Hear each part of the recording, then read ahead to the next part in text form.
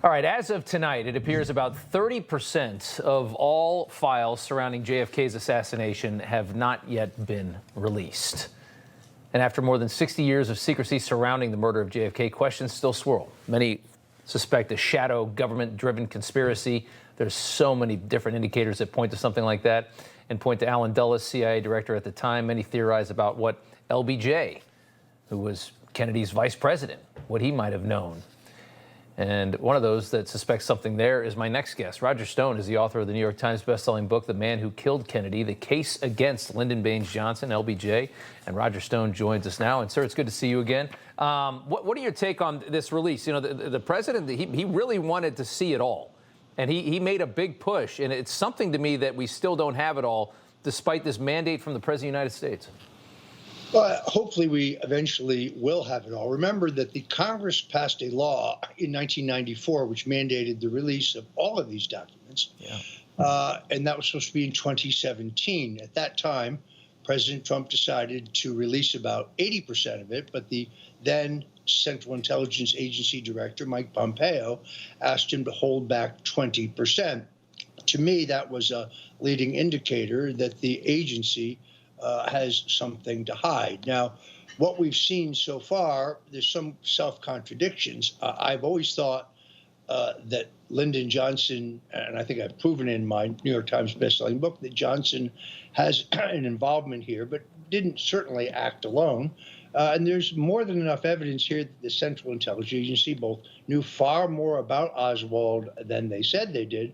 On the other hand, if Oswald did indeed shoot John F. Kennedy on November 22nd, 1963, why does he have no nitrates, no powder burns on his chest, his arms, or his hands? That would be inconsistent with shooting a World War II vintage $26 Italian Army carbine. So I still stick to the basic thesis of my book that there is a plot that involves the Central Intelligence Agency, organized crime, big Texas oil.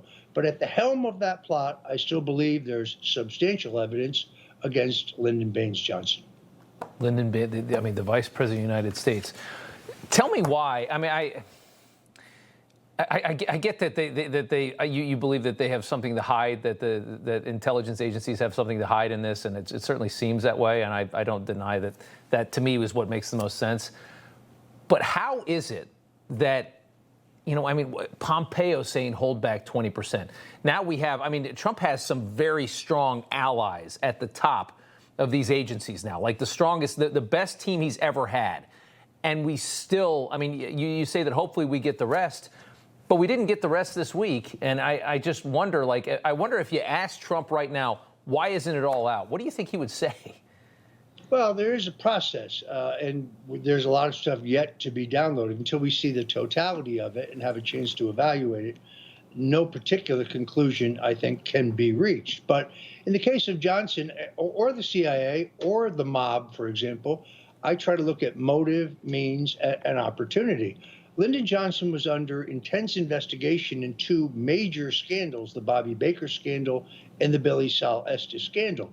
Robert Kennedy, Sr., the Attorney General, had already told people that Johnson was being dropped from the 1964 ticket and that he would be prosecuted.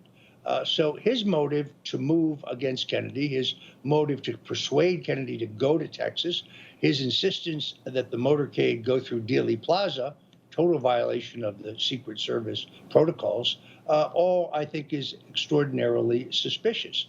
The problem here has always been the same.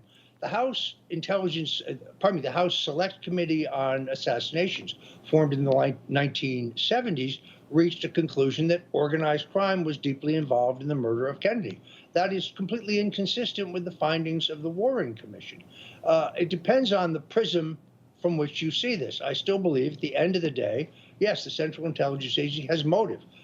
Kennedy's bungling, in their view, of the Bay of Pigs invasion, his bungling of the Cuban Missile Crisis. Took us 50 years to learn that there was a secret deal made to remove our missiles from Turkey and Italy in return for an agreement to remove the Cuban, or I should say the Russian missiles. Soviet missiles from Cuba. You know, everybody's reporting the same stories, the same spin. You turn the channel, it's always the same. But not us. We're different. We report the real news. No spin, just the facts. Turn to us, and you won't turn back. Tune in to Rob Schmitt Tonight on Newsmax.